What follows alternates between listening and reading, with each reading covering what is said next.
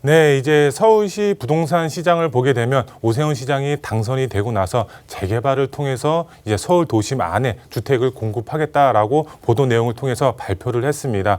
우리가 이제 재개발을 하기 위해서는 선행되어야 할 조건이 있죠. 바로 구역 지정을 먼저 받아야 됩니다. 구역 지정을 받기 위해서 이제 많은 이제 조건들이 있지만 정말 큰 발목을 잡았던 항목이 있습니다. 바로 주거 정비 지수라는 항목이 있겠는데요. 이런 주거 정비 지수로 인해서 이 재개발 자체가 크게 이제 활성화되지 못했던 적이 있습니다. 2015년부터 지금까지 이런 재개발 자체, 구역 지정 자체가 한 곳도 되지 않았었습니다. 그래서 오세훈 시장 자체가 이런 주거 정비 지수제를 앞으로 폐지하겠다라고 보도 내용을 통해서 발표를 했습니다. 그에 따라서 서울 도심의 많은 이제 재개발 지역 자체, 예정지 자체가 이제 재개발을 통해서 이런 이제 주택 공급이 활성화될 것으로 보여지고 있는데요. 오늘 강의를 통해서 주거 정비 지수제가 어떤 것이고 이런 이제 주거 정비 지수제의 호재를 받을 수 있는 지역도 어떤 곳인지 오늘 강의를 통해서 한번 알아보도록 하겠습니다. 네, 먼저 강의 순서 말씀을 드리면 첫 번째로 주거 정비 지수제가 앞으로 폐지가 될 것 같습니다. 정말 이제 빠른 재개발이 추진이 가능할 것으로 이제 보여지고 있는데요. 어떤 내용이 담겨 있는지 첫 번째로 알아보도록 하겠고요. 두 번째로 주거 정비 지수 폐지에 대한 호재의 영향을 받을 수가 있는 지역이 있습니다. 재개발 예정지 쪽으로 많은 투자의 수요가 이제 집중이 될 것으로 보여지고 있는데요. 그에 따라서 정말 이제 그 호재의 영향을 받을 수가 있는 지역, 바로 광진구 자양동이라고 할 수가 있겠는데요. 광진구 자양동 왜 호재의 영향을 받을 수가 있는지, 어떤 이제 개발 호재라든가 이런 영향이 있는지 바로 두 번째로 알아보도록 하겠고요. 마지막 세 번째로 한강변 개발 압력 높은 유일한 낙후 지역이라고 할 수가 있겠습니다. 바로 소액으로 투자가 가능하시고요. 그다음에 재개발이 됐을 때 정말 이제 한강변 아파트로 이제 변했을 때에는 신축 아파트 입주권을 받을 수가 있는 지역이 바로 광진구 자양동이라고 할 수가 있겠는데요. 어떤 메리트가 있는지 마지막 세 번째로 알아보도록 하겠습니다. 먼저 첫 번째로 이제 주거 정비 지수제가 앞으로 폐지가 될 것 같습니다. 정말 이제 빠른 재개발이 추진이 가능하다라고 이제 보여지고 있는데요. 우선 이제 재개발 정말 이제 구역 지정 이제 급감했다라고 보여지고 있습니다. 왜 그럴까요? 이제 이제 서울시장님이죠. 이제 박원순 시장님께서 이제 주거 정비 지수제를 새롭게 도입하면서 이제 구역 지정 받기가 굉장히 어려웠습니다. 바로 재개발은 주택 공급이 중요한 수단으로 작용을 하고 있는데 이런 주거 정비 지수로 인해서 2015년부터 재개발 구역 지정이 한 건도 없었다라고 할 정도로 이런 구역 지정을 받은 지역이 서울 도심 안에서는 없었다라고 이제 보시면 될 것 같습니다. 우리가 여기 이제 그래프가 나와 있는데요. 그래프가 보시면은 뭐 2007년도에 이제 39개 구역이 지정이 됐었고, 그다음에 2009년도에 19개 지역, 2011년도에 뭐 8개 구역 지역이 이제 구역 지정을 받았었습니다. 근데 12년부터 정말 이제 계속적으로 급감을 했었습니다. 그에 따라서 정말 2020년도 이제 작년이죠. 작년까지 정말 한 지역도 구역 지정을 받은 적이 없었습니다. 그에 따라서 이런 게 이제 구역 지정을 앞으로도 계속해서 이제 못 받게 되면은 이런 지속이 된다면 앞으로 26년 후에는 입주 물량 자체가 정말 급감함에 따라서 그런 이제 공급 자체가 부족하면, 수요는 많은데 공급이 부족하면 당연히 집값은 어떻게 될까요? 정말 급등이 될 수밖에 없죠. 지금도 공급이 부족해서 서울 이제 주택 가격 굉장히 이제 상승폭이 크다라고 할 수가 있겠는데요. 2026년에는 정말 폭등할 정도로 이제 그 공급 자체가 부족한 현상이 앞으로 올 수도 있다라는 말씀을 드릴 수가 있겠는데요. 그래서 오세훈 시장 자체가 이런 민간 재개발을 통해서 이런 주택을 공급함으로써 이 주택 자체 부족 현상을 앞으로 타개할 것이다라고 보여지고 있습니다. 근데 우리가 이제 재개발을 추진하기 위해서는 구역 지정이 먼저 이제 선행이 되어야 된다라고 말씀을 드렸는데요. 이런 이제 구역 지정을 받기 위해서 이제 주거 정비 지수가 굉장히 이제 걸림돌이 됐다라고 보여지고 있습니다. 우선 이제 법적 요건, 현행 유지를 먼저 이제 보시게 되면 이제 필수 항목이 있습니다. 필수 항목 보시게 되면 노후도가 3분의 2 이상이 충족이 돼야 됩니다. 우리가 이제 A라는 지역에 이런 동그란 이제 지역이 있다고 가정을 하겠습니다. 여기에 이제 뭐 100채 100채의 이제 주택이 있다고 가정을 했을 때 3분의 2라고 하면은 여기에 66채죠. 66채는 노후가 되어 있고 나머지 34%는 신축이어도 상관이 없습니다. 66%만 해당이 되면은 재개발을 추진이 가능하다라고 보시면 될 것 같고요. 그 다음에 이제 구역 이제 면적입니다. 1만 제곱미터 이상, 약 평수로 따지면은 약 3,000평 조금 넘어갑니다. 3,000평 조금 넘어가는 면적, 최소한 이 면적은 갖추고 있어야지 이제 재개발, 구역 지정을 받을 수가 있었다라고 이제 보시면 될 것 같고요. 그 다음에 선택 항목이 있습니다. 선택 항목, 바로 노후도 연면적 기준 3분의 2 이상이 충족이 돼야 되고, 그 다음에 주택 접도율 40%. 이거는 이제 도로폭 이제 4m라고 보시면 될 것 같아요. 이제 노후 밀집 지역의 경우는 도로폭이 4m가 안 되는 지역이 굉장히 많죠. 정말 이제 그 골목길이죠. 골목길 자체가 정말 이제 많이 있다 보니까 정말 이제 사람이 한 사람 두 사람 지나가면 꽉 찰 정도 그런 이제 골목길이 이제 많은 지역들이 이제 노후 밀집 지역이라고 보시면 될 것 같은데요. 최소한 도로 폭이 4m가 돼야 된다라고 보시면 될 것 같고요. 그 다음에 과소필지 40%. 이제 과소필지라는 거는 이제 그 주택 이제 땅이죠. 땅 자체가 이제 그 뭐 필요하냐 필요 없냐 뭐 이런 거라고 보시면 될 것 같고요. 그 다음에 호수밀도는 이제 집들이 얼마나 따닥따닥 붙어 있는지 이런 상황이라고 보시면 될 것 같습니다. 이 선택 항목 중에서도 한 가지만 선택하셔서 이제 재개발, 구역 지정을 받을 수가 있었다라고 보시면 될 것 같고요. 필수 항목, 그다음에 선택 항목 한 개를 이제 충족을 하면 구역 지정을 받을 수가 있겠습니다. 그 전까지는 그랬죠. 근데 이제 전 시장님, 이제 박원순 시장님께서 이 주거 정비 지수제를 이제 새롭게 도입을 했었습니다. 새롭게 도입을 해서 이 필수 항목도 이제 그 법적 요건도 충족이 돼야 되고 주거 정비 지수제도 이제 그 충족이 돼야지 구역 지정을 받을 수가 있게끔 변화를 시켰습니다. 새롭게 도입을 시켰다라고 보시면 될 것 같은데요.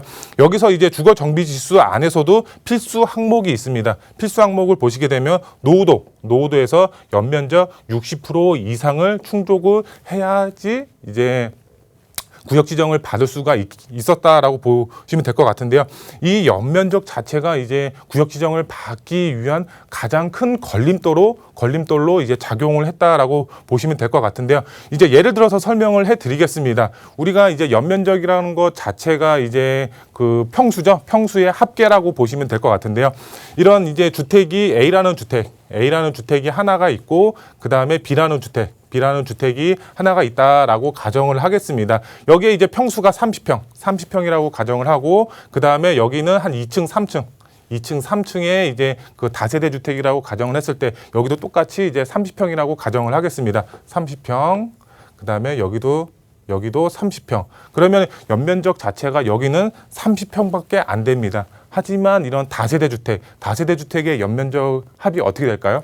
여기도 30평, 그 다음에 2층도 30평, 3층도 30평, 4층도 30평, 4, 32, 120평의 연면적 합이 계산이 됩니다. 그만큼 이제 노후도 기준 자체가 이렇게 확 올라가죠. 이제 그 신축이라는 이제 연면적 자체가 확 올라가기 때문에 이제 구역 지정을 받을 때 가장 이제 걸림돌이 됐었다라고 보여지고 있습니다. 그만큼 신축이 조금 한 개, 두 개, 세 개가 늘어가면 갈수록 재개발 자체가 굉장히 어려웠다. 구역 지정 받기가 굉장히 어려웠다라고 보여지고 있습니다. 하지만 오세훈 시장 자체가 이렇게 구역 지정 받기가 이제 굉장히 까다로웠던 이 주거정비 지수제를 폐지함으로써 이런 법적 요건만 현행만 된다고 하면은 구역 지정을 받을 수 있게끔 변화를 시킨다고 합니다. 이 주거정비 지수제 폐지함으로써 이제 서울 도심안에 정말 많은 지역 자체가 이제 구역 지정을 받을 수가 있게 됐습니다. 우리가 이제 보시게 되면은 노후도 자체가 3분의 2 이상이고 그다음에 면적 자체가 30평 이상, 3,000평 이상 이런 지역 자체가 이제 노후도 조건 갖춘 지역이 굉장히 많이 있습니다. 서울 안에서도. 하지만 이런 주거 정비 지수 이것 때문에 재개발이 진행을 못하는 지역들이 굉장히 많이 있습니다. 하지만 이게 폐지가 되면 당연히 많은 지역들 자체가 구역 지정을 받을 수가 있겠죠. 오세훈 시장 자체가 서울시 재개발 규제 완화 방안을 발표를 했습니다. 첫 번째로 주거정비 지수제 폐지를 해서 공공기획 도입을 위해서 공공으로 기획을 해서 이런 구역 지정 자체를 굉장히 빨리 함으로써 이거 시간적인 그 단축을 굉장히 빨리 이제 한다라고 보시면 좋을 것 같은데요. 우선 이제 공공 도입으로 인하면은 이제 그 전까지 이제 구역 지정을 받기 위해서는 이제 거의 약 5년 정도의 시간이 소요가 됐었습니다. 하지만 공공으로 도입이 되면은 2년으로 정말 크게 단축이 된다라고 보시면 될 것 같습니다. 공공이라는 단어가 들어와서 공공으로 이제 공공 이제 주도 개발 방식인가 민간 재개발 방식이 아닌가 이렇게 오해하실 수가 있겠는데요. 중간에 민간으로 가지만 공공으로 기획을 해서 정말 최소한으로 빠르게 이제 구역 지정을 받을 수 있게 공공이 도와준다라는 개념으로 이제 이해를 하시면 좋을 것 같습니다. 최소 구역 지정까지 2년 빨리 추진이 될 수 있게끔 오세훈 시장 자체가 이렇게 많은 이제 요건 자체를 변화시켰다라고 보시면 좋을 것 같습니다. 두 번째로 그러면 주거정비 지수제 폐지로 가장 큰 호재의 영향을 받을 수가 있는 지역 바로 재개발 예정지인 광진구 자양동이라고 할 수가 있겠습니다. 광진구 자양동 정말 이제 입지로 봤을 때 굉장히 좋은 지역입니다. 왜? 한강변에 껴있죠. 한강을 남향으로 바라볼 수 있는 정말 입지적인 장점을 가지고 있습니다. 우리가 봤을 때 지금 이제 광진구 자양동 2호선과 그다음에 7호선 현재는 더블 역세권입니다. 도심의 접근성, 강남의 접근성 상당히 탁월한 지역입니다. 2호선을 이용했을 때 도심 접근성 상당히 탁월하고 그다음에 7호선을 이용했을 때는 강남의 접근성 상당히 탁월하고 그다음에 차량을 이용했을 때에도 이제 강남의 접근성 상당히 탁월하죠. 여기에 이제 삼성동 GBC 개발 사업이라든가 잠실 마이스단지 개발 사업이라든가 여러 가지 이제 개발의 호재의 영향을 받을 수가 있겠습니다. 왜 그럴까요? 여기 이제 강남 지역은 웬만한 지역은 토지 거래 허가 구역으로 묶였죠. 묶여서 이제 투자를 하고 싶어도 할 수가 없습니다. 실거주 하실 분들만 들어갈 수가 있겠죠. 그래서 반사 효과로 인해서 광진구 자양동이 그 호재의 영향을 받을 수가 있겠고 옆쪽으로는 이제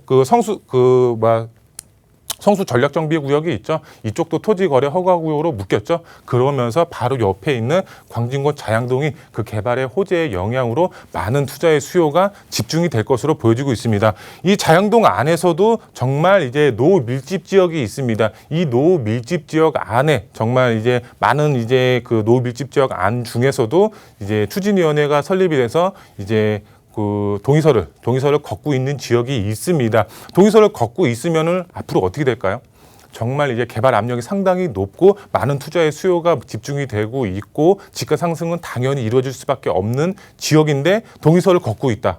정말 이제 앞으로 이런 주거정비 지수제가 폐지됨에 따라서 정말 이제 빠르게 이제 구역 지정을 받고 그 다음에 재개발이 추진이 돼서 이제 뭐 관리 처분이 나고 이제 이중이 철거가 돼서 아파트로 만들어졌을 때는 한강 조망이 가능한 아파트로 변한다라고 보시면 좋을 것 같습니다. 투자를 하신 분들은 정말 한강 조망이 가능한 아파트 입주권을 획득을 하실 수가 있기 때문에 이 광진구 자양동 이제 눈여겨 보셔서 투자의 전략 세우시면 좋으실 것 같고요.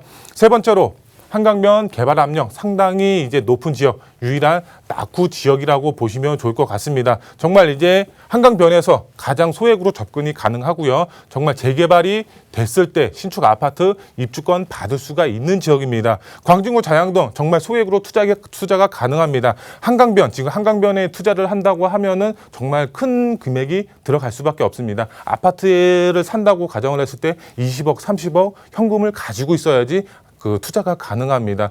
아니면 이제 재개발 이제 지역에 투자를 하고 싶어도 이미 웬만한 지역의 경우는 재개발을 추진을 하고 있죠. 재건축도 마찬가지고요. 웬만한 한강변 이제 정비 사업 쪽으로 투자를 하고 싶어도 할 수가 없습니다. 그만큼 지가가 굉장히 높고 프리미엄 자체가 굉장히 높게 형성이 되어 있기 때문에 하지만 유일하게 개발이 안 된 지역 바로 광진구 자양동이라고 할 수가 있겠죠. 유일하게 개발이 안 되어 있기 때문에 이런 지역으로 노밀집 지역 안으로 정말 동의서 걷고 있는 지역으로 투자를 하신다고 하시면 정말 한강 조망이 가능한 아파트 입주권 받아보실 수가 있는 그런 투자자분들이 되실 수가 있겠고요.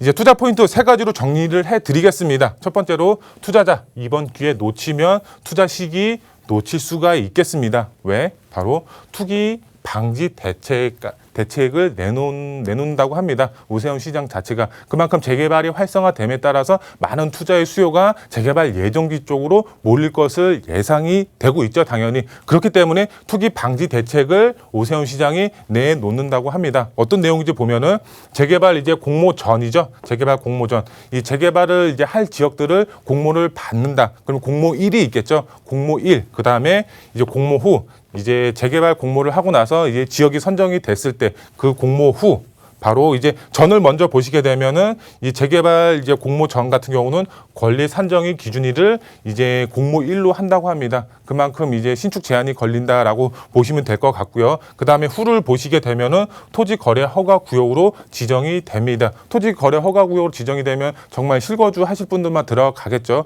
이런 노후 밀집 지역 안에 실거주로 이제 접근하셔서 투자의 계획을 세우시는 분들은 거의 없죠. 대부분 갭 투자로 이제 그 투자를 하시는 분들이 많이 있기 때문에 투기 방지 대책 피하려면은 선점해서 투자의 전략을 세우시는 게 정답이다라고 말씀을 드릴 수가 있겠습니다. 투기 방지 대책 피하셔야겠죠, 당연히. 그러면 선점해서 투자의 방향을 세우셔라. 마지막으로 세 번째로 소액으로 한강변 아파트를 소유할 수 있는 마지막 기회라고 보시면 될 것 같습니다. 선점하셔야지 한강변의 가치를 누릴 수가 있다. 이렇게 마지막으로 설명을 해드릴 수가 있겠습니다. 투기 방지 대책 피하려면은 발빠르게 움직이셔서 투자의 전략 세우시면 좋을 것 같습니다.